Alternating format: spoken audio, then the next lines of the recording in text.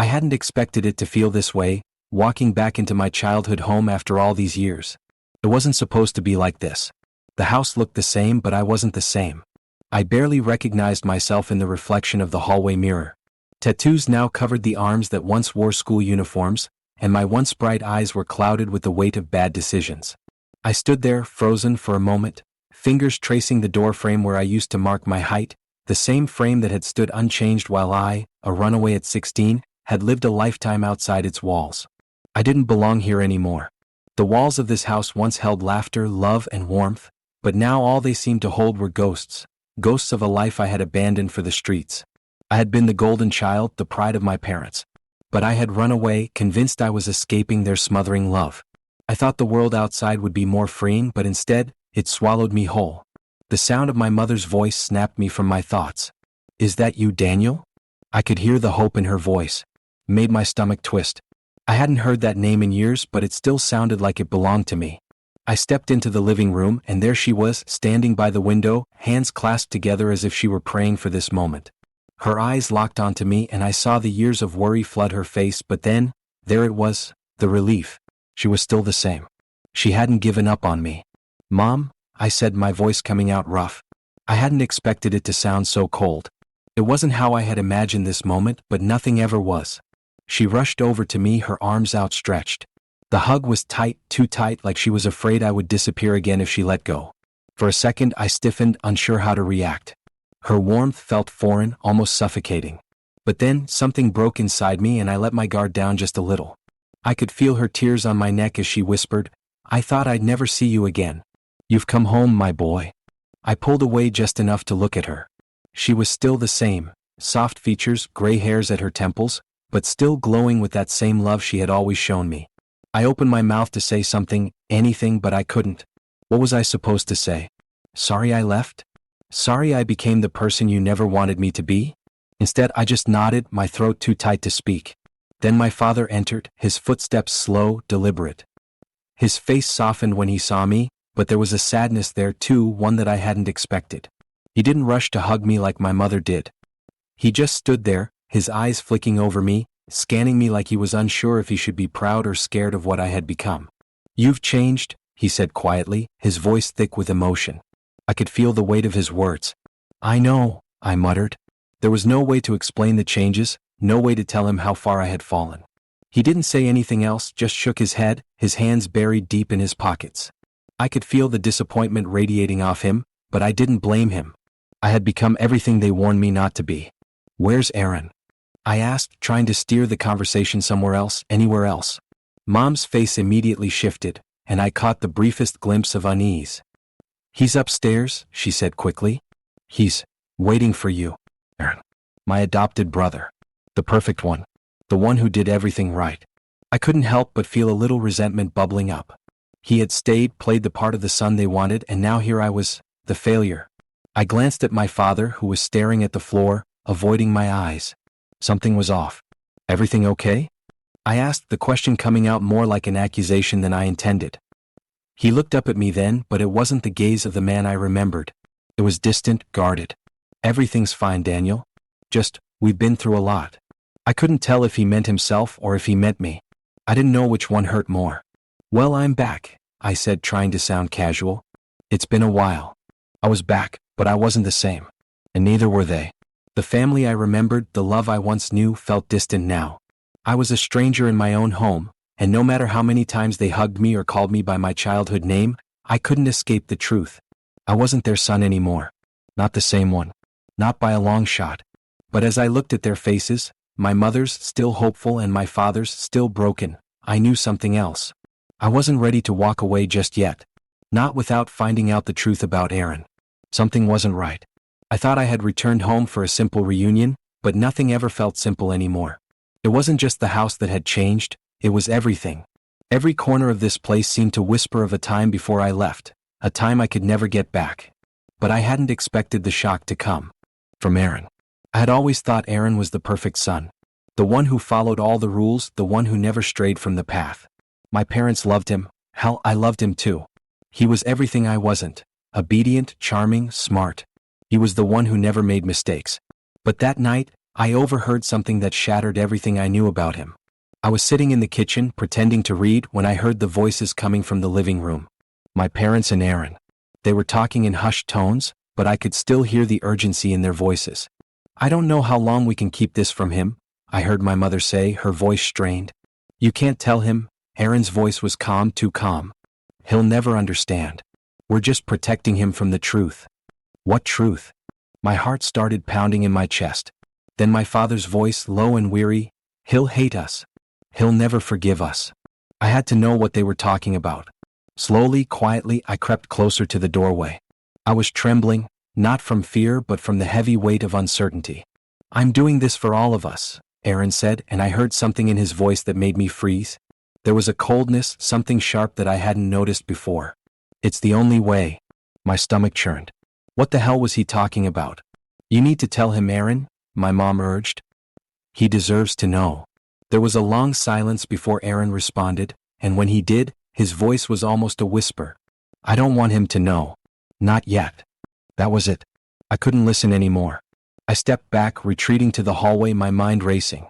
What were they hiding? What dark secret could Aaron possibly have that would make my parents so scared? Later that night, I couldn't shake the conversation from my mind. I lay awake in my old room, staring at the ceiling, trying to piece together the fragments of what I had overheard. I didn't trust Aaron anymore, not like I used to. But I also couldn't just confront him without knowing the truth. I needed answers. The next morning, I found him sitting alone at the kitchen table, his eyes glued to his phone. He looked so normal, so perfect. But now I knew something wasn't right. "Hey," I said, my voice sounding rougher than I meant it to. He looked up at me, a smile spreading across his face. "Hey man, glad you're back." I forced a smile, but inside I was a mess. "You and Mom were talking last night. What's going on?" Aaron's smile faltered just for a second, but it was enough for me to see it. I wasn't imagining things. He knew something was off. "Nothing, man.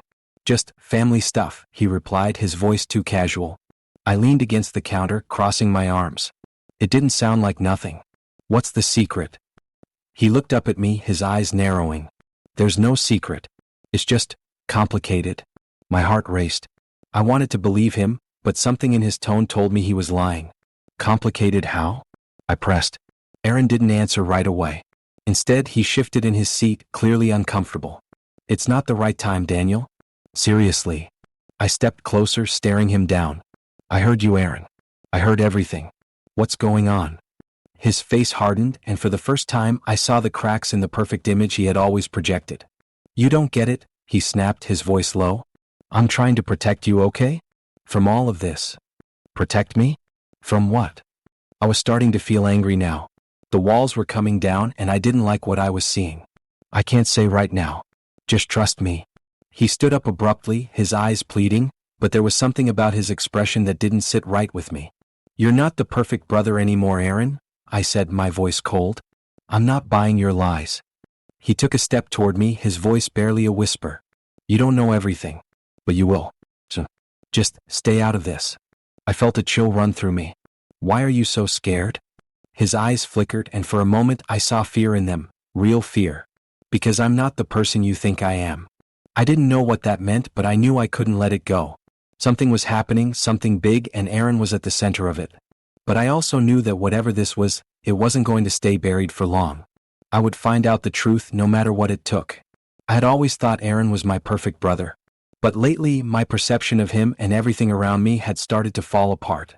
I couldn't shake the feeling that something was wrong. The conversations I overheard, the way he acted, the fear in his eyes when I pushed him too hard, it all pointed to something darker than I was ready to face. It wasn't until a few days after my confrontation with him that I found the first real clue. I was sitting in the kitchen just trying to enjoy a moment of peace for once. But then the doorbell rang. It was late, too late for anyone to just be dropping by. I opened the door, half expecting to see someone from my past. But instead, there stood a man I didn't recognize. He was tall, wearing a leather jacket that looked way too expensive to be for a regular guy. The tattoo on his neck wasn't a subtle one either. It looked like the same symbol I used to see on the gang members I'd hung around with. I could feel my stomach twist in that familiar way it always did when I was reminded of my old life. "Can I help you?" I asked, trying to keep my voice steady. The guy grinned at me like he was already in on some joke I didn't understand. "I'm looking for Aaron," he said, his voice low and smooth. Aaron's not here, I replied, but something in my gut told me I wasn't dealing with some random visitor. Oh, we know he's here, the guy said, his smile growing wider. Tell him Kyle's looking for him. My heart skipped a beat. Kyle. That name meant something. It had been years, but I recognized it instantly. Kyle was one of the guys from the old crew, one of the ones I ran with before I left. I slammed the door shut before he could say anything else. My mind was racing. What was Aaron involved in now? What had he been hiding from me? That night I couldn't sleep. I tossed and turned, my mind replaying everything I'd learned about Aaron over the past few days. He wasn't just hiding things from me, he was actively involved with people I had left behind. He was working with the same gang that had dragged me into hell all those years ago. The next day I decided to confront him again. I couldn't sit around and wait for the truth to fall into my lap. When I found Aaron in the living room, he didn't even look surprised to see me standing there. His eyes just shifted slightly, like he was already expecting this moment to come. What did you mean by protecting me last night? I asked, trying to keep my voice calm, but I could feel the anger bubbling up. He didn't answer immediately. Instead, he just stared at me with that same calm expression he always wore when he was hiding something. But this time I could see the tension in his jaw, the way his hands fidgeted in his lap. He was cracking. Answer me, Aaron, I said, stepping closer, feeling that cold edge of betrayal inching its way into my chest. What's going on? Aaron let out a long sigh, running his fingers through his hair. He looked away for a moment, and when he spoke, his voice was almost a whisper. You wouldn't understand. Try me, I snapped, frustration slipping into my voice. Finally, he met my eyes. I'm in deep, okay? He admitted, his tone tinged with something I couldn't quite place. Guilt, maybe, or fear. I got involved with the gang after you left. I didn't know how to get out. They've been holding things over my head. And now it's too late to back out. The air felt thick. I couldn't believe what I was hearing. You've been lying to Mom and Dad this whole time? I said, my voice rising. What else have you been hiding, Aaron?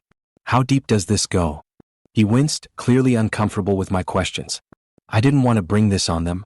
I wanted to protect them. I didn't want to ruin the life we had. By getting involved in the same shit that almost ruined me? My words were like acid in my throat. How could you do this, Aaron? How could you betray everything I thought we were? I didn't ask for this, he muttered, his voice low. But now I'm stuck. And you're the last person I wanted to drag into this. I clenched my fist, struggling to keep my composure. I felt betrayed. All this time I thought Aaron had been my brother, my perfect brother. But now I realized I had been blind. The person I trusted the most had been hiding behind a mask, playing a role I could never have imagined. You've got a lot to explain, I said through gritted teeth, my hands shaking at my sides. But for now I'm done. You want to live this life? Fine. But don't drag me into it again. I won't be your scapegoat. I turned to walk away, but Aaron grabbed my arm, his grip tight. Don't do this, Daniel, he said, his voice pleading now.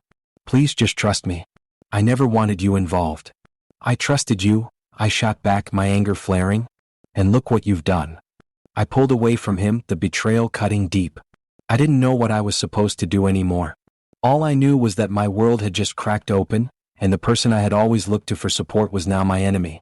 But the hardest part was yet to come. I couldn't walk away, not yet. This wasn't just about Aaron anymore. This was about everything I had been through, everything I had fought to escape from. And now I had to decide if I would let this betrayal define me or take control of my own fate. I didn't expect it to hit me like this, not after everything that had already happened.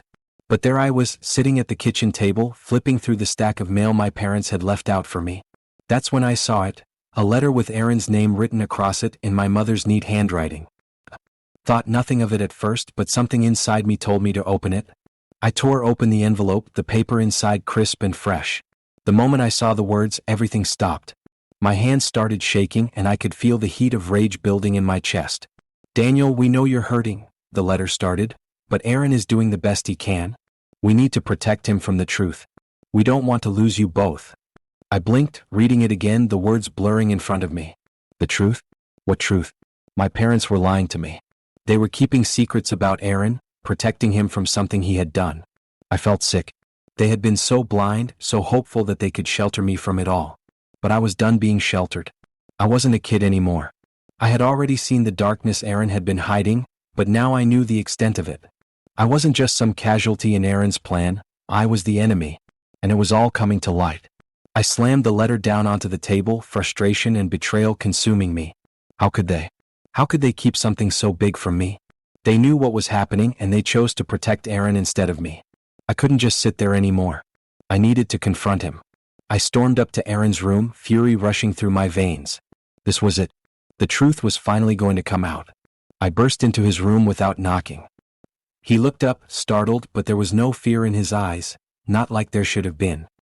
His face remained calm as if he had expected this moment. What the hell, Aaron? I demanded, my voice barely under control. Why didn't you tell me? Why the hell didn't you warn me about any of this? He didn't even flinch. What are you talking about, Daniel?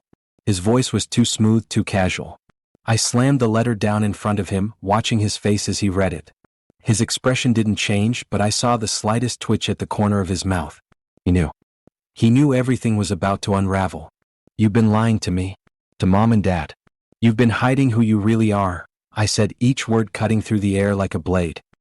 He set the letter down slowly, like it was just another piece of paper to him. It's not that simple. His voice had that cold edge again, the one that made my stomach churn. You wouldn't understand. Understand? I scoffed. How could I not understand when you've been living a lie? You've been involved with the same damn gang I used to run with. I thought you were my brother, Aaron. I trusted you. He sighed, his fingers tapping on the desk. You don't get it. You never did. Everything I've done, everything I've kept from you, it's all for this family. I'm protecting all of you. Protecting us? My chest tightened. You've been pulling us deeper into your lies. You're not protecting anyone, Aaron. You're destroying everything. Aaron looked at me with those cold, calculating eyes. Maybe you're just too weak to see it. Maybe I'm the one who had to step up and do what you couldn't. The words hit harder than I expected. Wait, I'm weak. I felt the blood rush to my face. You've been lying to everyone. You're the one who's weak. You're the one hiding behind all these walls, manipulating everyone to get what you want. His smile was maddening. I don't need your approval, Daniel. I've been running this family for a while now. I couldn't hold back anymore. The anger that had been building up for so long finally erupted. You're not running anything. You're tearing us apart. And I'm done. I'm done trying to save you. I turned and stormed out of his room, my chest tight, my thoughts a whirl of fury and disbelief. I wanted to punch something, anything. But I didn't. I couldn't let him control me. I didn't know what I expected when I came here today. I thought I'd confront him, get the truth, and that would be it. But instead I felt more lost than ever. My family was falling apart, and Aaron wasn't the brother I thought he was. I couldn't trust him anymore, not after everything he'd done. I walked to the back porch trying to clear my head. The anger was still there, but it wasn't the only thing I felt. I felt something worse. I felt nothing. I was numb to everything. This whole situation, this whole mess, was tearing me up, and I didn't know where to go from here. Should I get revenge? Should I expose Aaron for what he really was and let the chips fall where they may? Or should I walk away from it all, leave this family, leave the chaos behind, and try to rebuild my life on my own? I didn't have the answer. I just stood there in the silence, unsure of what was next. I could feel the weight of the past creeping up on me every day. But I couldn't let it define me anymore. I had to move forward, no matter how hard it was. The first step was finding a job. A real one. A job where I didn't have to look over my shoulder or worry about being dragged back into the mess I had left behind. It wasn't glamorous, but it was honest.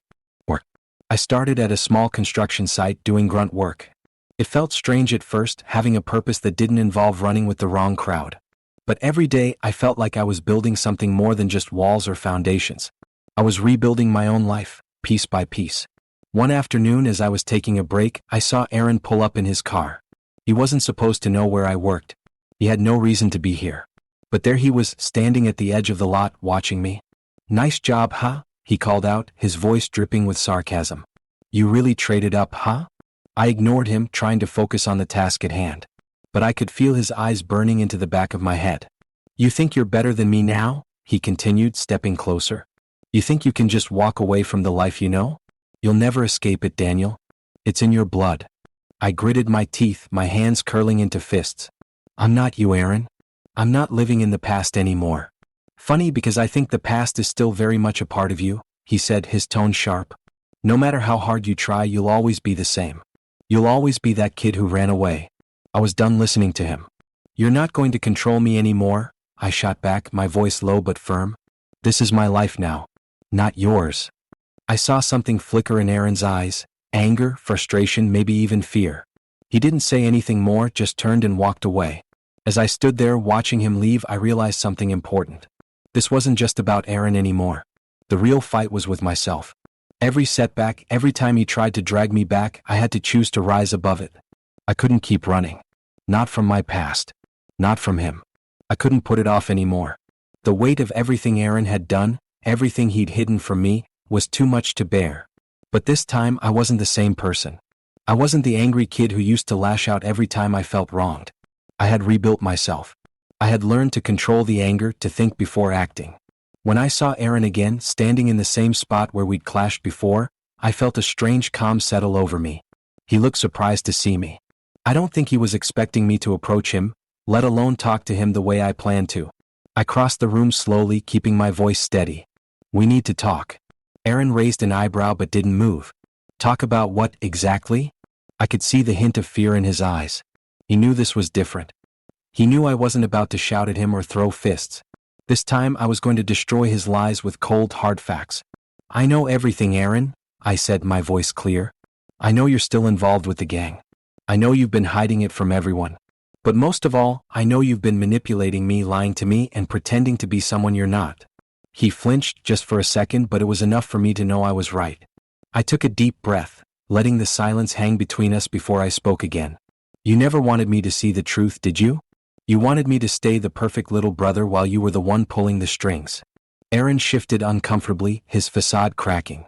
"You don't understand." "No," I interrupted, my voice hard now. "I do understand. I understand that you've been living in the shadows, hiding behind your lies, and using me as a shield." I paused, looking him in the eyes. "But I'm done being your pawn. I'm done letting you control my life. I'm stronger than that now." For the first time, Aaron's mask slipped. His eyes flickered with something I hadn't seen before: vulnerability. He didn't know what to say, and for once, I wasn't the one who needed to speak. This was it. The moment I had been waiting for. I had confronted Aaron, but in doing so, I had confronted myself. The shame I'd carried all these years, the rage, it was all fading. I wasn't that person anymore. I wasn't going to let him or anyone else define me. "I'm done, Aaron," I said softly, turning to leave. "This ends here." I didn't expect it to feel like this. When I first confronted Aaron, I thought I'd feel victorious, like I was finally taking control of everything that had been stolen from me. But as the days went by, something shifted. I watched Aaron's life unravel, and the satisfaction I thought I'd get from his downfall was nowhere to be found. He wasn't the same person after our confrontation. He started avoiding me, staying out late, his eyes constantly darting around, like he was afraid of what was coming. It wasn't just the guilt or the shame that was weighing him down, it was the consequences of everything he had done. One night, I found him sitting on the porch, his head in his hands. I hesitated, not sure if I should approach him. The anger I once felt had softened into something else, something I couldn't quite put my finger on. But I couldn't ignore the fact that I was seeing the cracks in the perfect image he'd built for himself. "Aaron," I said quietly. He didn't look up. "You okay?" He looked up at me, eyes red-rimmed. "Does it look like I'm okay?" His voice was hoarse, almost broken. I didn't say anything at first. I wasn't sure what I could say. I thought I'd feel angry watching him fall apart, but instead I felt indifferent. Maybe it was relief. Maybe it was guilt. Or maybe I just realized that I didn't need to be the one to take him down. His own actions had done that already. "Mom and Dad know everything now," he said after a long pause. "I don't know how they're gonna look at me after this." "I don't know either," I replied, my words a little too cold. "But they'll have to figure it out just like you did." He flinched at my words, but I wasn't sorry for them. I had spent so long carrying the weight of his lies, of his manipulation. And now it was his turn to carry the burden. The next few days were tense. My parents didn't say much, but I could see the pain in their eyes every time they looked at Aaron. I could feel the tension between all of us, and it hit me harder than I expected. This wasn't just about me or Aaron. It was about everything our family had been built on: trust, loyalty, love. And now it was all shattered. I realized that karma wasn't about revenge. It was about letting things unfold on their own. Aaron's downfall wasn't something I had orchestrated. It was simply the consequence of his choices, and I had to accept that. I couldn't fix it. All I could do was move forward. It wasn't easy, but it was the first step in truly freeing myself from the past. I stood at the crossroads, not physically but mentally. The weight of everything that had happened was heavy in my chest. I could feel it every time I breathed, like I was suffocating under the decisions I'd made, the choices I had left behind. The anger, the betrayal, it was all still there just beneath the surface. But I didn't want to be that person anymore. I had fought too hard to rebuild my life, to find my own strength, only to let this bitterness consume me. Was it worth it? Was keeping my anger alive worth the cost? I walked into the living room where my parents sat, the tension between us still thick. But today something was different. I didn't feel the need to lash out, to point fingers. I just wanted peace. Mom, Dad, I started, my voice quieter than I intended. I know things can never go back to how they were. But I'm not that person anymore. I'm not angry at you. I'm trying to move forward. There was a silence, and for a moment I thought they might not understand. But then my mother's eyes softened. We've all made mistakes, Daniel. But we're still a family. My father didn't say much, but I could see the regret in his eyes. He was trying to hold on to the little bit of hope left, and for the first time in a long time, I wasn't pushing him away. I sat down next to them, and for the first time in ages I felt a little lighter. Maybe it wasn't about the past. Maybe it was about accepting what had happened and learning from it. As I sat there, I realized something. The only way forward was forgiveness, starting with myself. It had been weeks since everything had come to a head, since I had confronted Aaron, since the lies, the manipulation, and the betrayal had been exposed. But somehow I still felt like I was walking through a fog. I didn't know how to explain it, but it wasn't the relief I thought I'd feel. Instead, it was like I was just waiting. Waiting for something to click, for everything to finally make sense. I stood in front of the mirror one evening, staring at myself. My reflection wasn't just a face, it was the face of someone who had been through it all, who had fought every demon that had haunted him. But it also felt like a new version of myself. Stronger. Different. But was it enough? I hadn't spoken to Aaron since that day. He'd distanced himself from the family, and I could see the cracks starting to show. My parents, though, still tried to hold on. They were trying to pick up the pieces, but I could see the weight of the guilt on their faces. It wasn't easy. We couldn't erase what had happened. I walked into the living room that night, seeing my mom sitting there alone.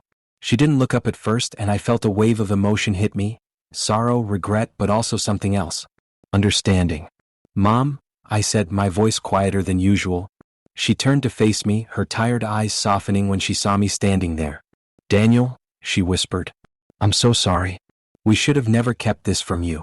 I sat down beside her, taking a deep breath.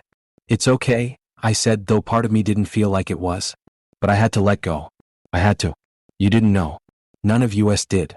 She took my hand, squeezing it gently. I don't want to lose you, not again. I'm still here, I said, my voice steady. I'm still your son. But things are different now. We sat in silence for a few moments, the weight of everything hanging between us. But it didn't feel like a burden anymore. It felt like a weight being lifted piece by piece. I wasn't holding on to the past anymore. I didn't need revenge. I didn't need Aaron to feel the same pain I had. The truth was, he was already paying for what he'd done. He didn't need me to do anything else. His downfall had already begun. His own choices had sealed his fate. It was his burden to bear now, not mine. Later that evening, I found Aaron sitting in the backyard. I knew he had been avoiding the family, but I also knew this was a moment we couldn't avoid forever. I stepped outside, my footsteps soft on the grass. He looked up when he saw me. There was no anger in his eyes, no defiance, just a tired resignation. You're still here, huh? He said, his voice flat. I'm here, I replied. But things are different, Aaron. He nodded slowly. I know. For a moment, we just stood there, both of us trying to figure out what to say. Finally, I spoke. I don't need an apology from you. I'm not looking for that anymore. His gaze faltered for just a second before he met my eyes again. I know, he said quietly. I screwed up, Daniel. I don't expect you to forgive me. I already have, I said, surprising myself. I had to forgive you for me. Aaron seemed to absorb my words, nodding again, but this time there was something almost like relief in his eyes. He wasn't the person I thought he was, and maybe he never would be. But I couldn't change that. The only thing I could change was how I responded to him, and to myself. I've got to go, Aaron muttered, standing up slowly. Where to? I asked, but I already knew. I don't know, he said, shaking his head. I need to figure things out. I didn't stop him. I couldn't. He was on his own now in more ways than one. As he walked away, I felt something shift in me. It wasn't relief or triumph. It was acceptance. I had let go of my anger. I had let go of my need for vengeance. And in doing so, I had freed myself. I wasn't tied to the past anymore. I wasn't going to let it keep me from moving forward. I stood there in the quiet of the night, watching my brother walk away, and for the first time in a long time, I felt peace. The fight wasn't over, but I was ready for whatever came next. I wasn't defined by the mistakes of my past. I was defined by what I chose to do with the future.